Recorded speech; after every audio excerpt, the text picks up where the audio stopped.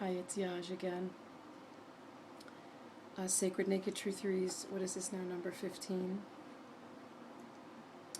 Heartbreak Hotel, continued. As my world, what did I write on Facebook? Turns, churns, sobs, and cracks me open wider and wider to who I really am and what I really want. So, I got my answer from this person that I had. By the way, it had been 3 days, not 2 days, when I said tragedy when you lose your soul and when you lose control and you got no soul in just 2 days. It was 3 days. Let me turn the volume down on that obnoxious Facebook bloop. So I got my answer. I got the email. And it's pretty much what I thought.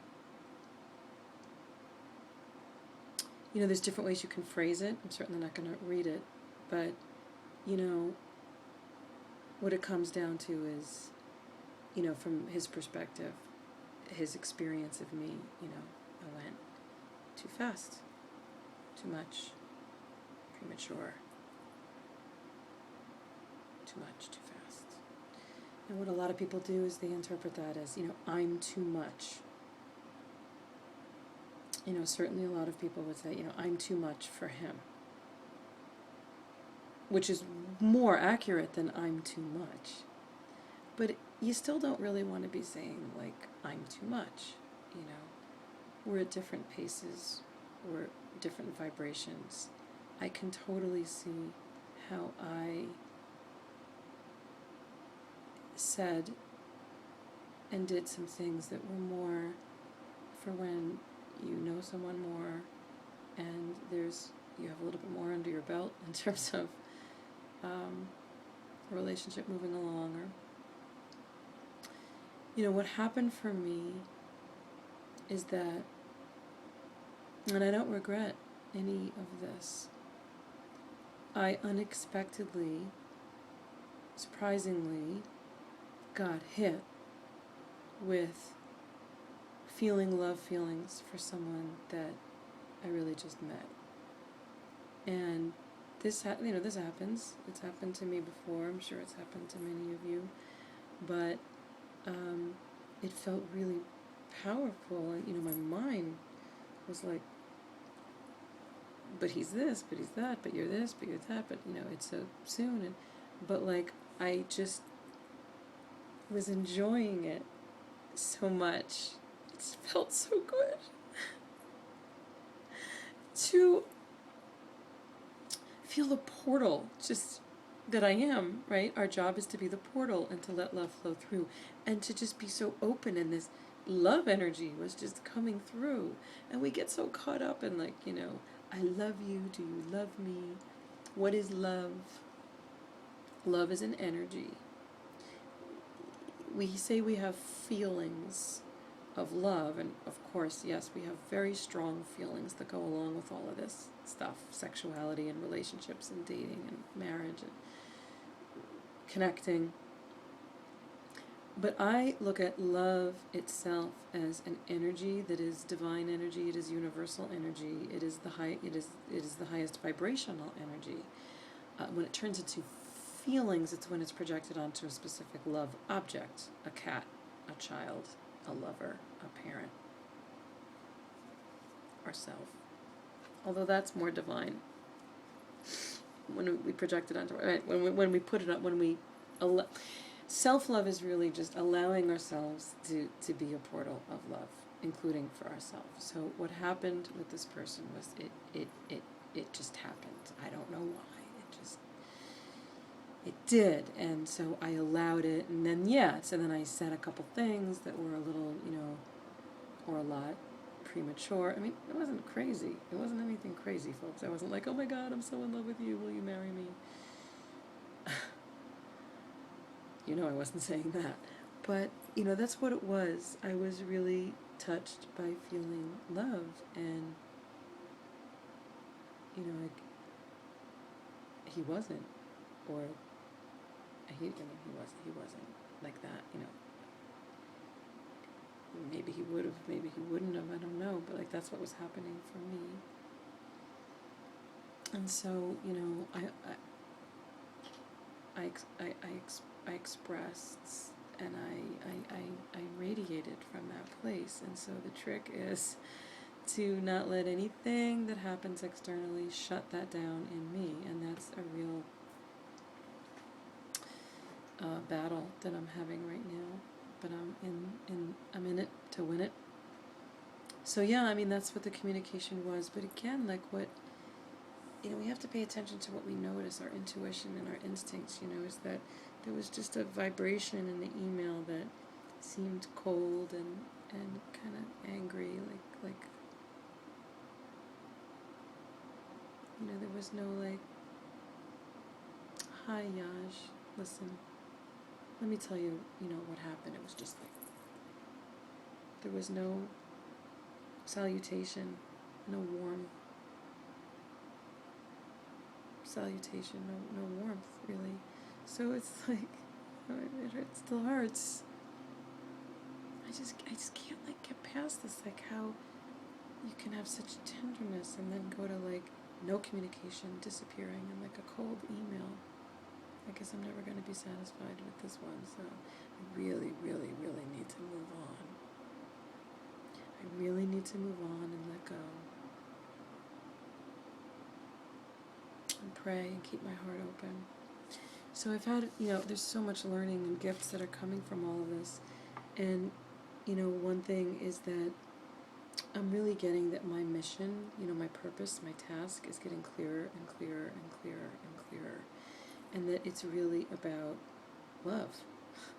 And, you know, I'm working on becoming a public speaker. And, you know, I did my one-woman show last year, and it was the really raw and real and just intense. And then I wanted to become a public speaker, and the pendulum swung way too far over to the other side, and I became real lectury and professorial, and that's not me. So I have to find, I knew I have to want to find a way to make my speech more like my show, meaning more me.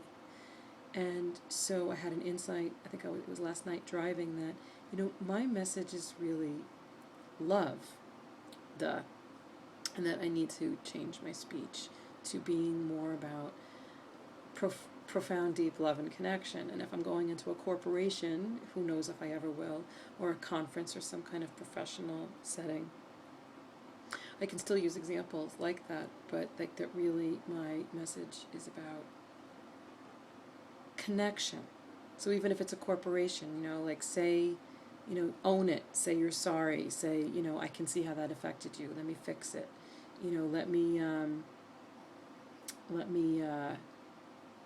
really try to listen to you, let me acknowledge what you're saying, let me validate what you're saying. All of these communication tools that I teach can totally be used in the work setting, corporate or not.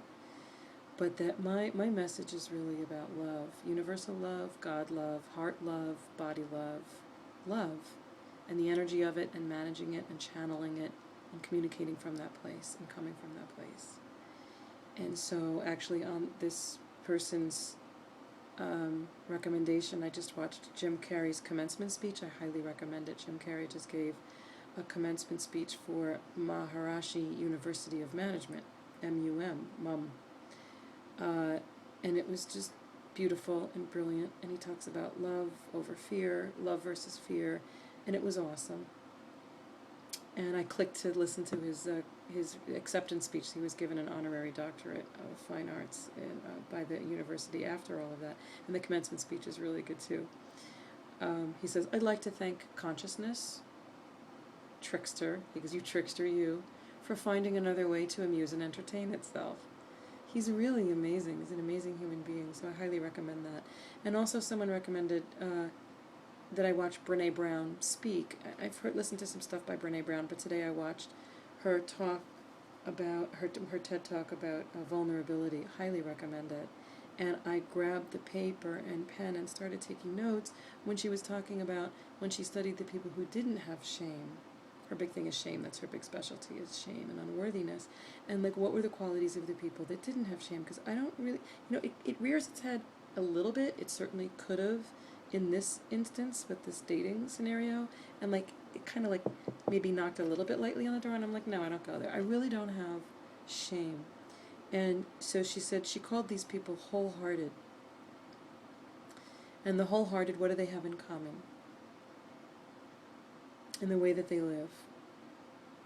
And one was they have courage versus bravery. And that courage, she said, the definition comes from the Latin cor, which means to tell, which means heart. And so courage originally just meant to tell the story of who you are with your whole heart. In other words, to have the courage to be imperfect. And then the other quality was compassion. The wholehearted people have the compassion to be kind to themselves first and then to others, because we can't practice compassion with others if we don't treat ourselves kindly. So I'm relating to this so far. And then she says the wholehearted people experience connection as a result of authenticity. That they're willing to let go of who they thought they should be in order to be who they are. And that you have to do that in order to have connection. And I'm still relating to this big time. And then finally she says, and finally they have vulnerability. That they fully embrace vulnerability, and that they believe that what makes them vulnerable makes them beautiful. They didn't talk about vulnerability being comfortable, nor did they talk about it being excruciating, as people who experience shame do. That the wholehearted people who don't experience shame talk about vulnerability as just being necessary. Necessary.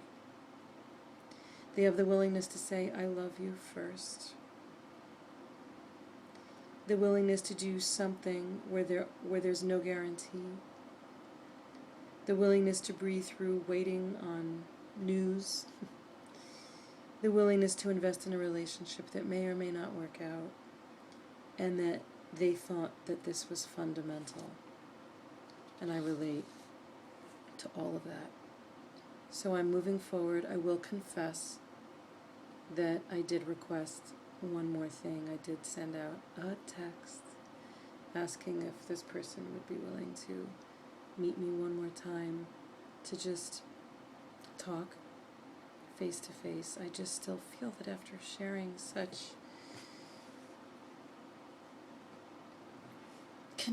tenderness, I'd like to say goodbye face to face. I'd like to tell him that what happened for me was that I wasn't expecting it. It's just like my heart just like exploded open, and love energy just started coming through. I wasn't attaching it to necessarily having to look a certain way. It's just what was coming out. So that came out in sort of relationshipy type behaviors really, really early and really soon. And it was just powerful love. Just love.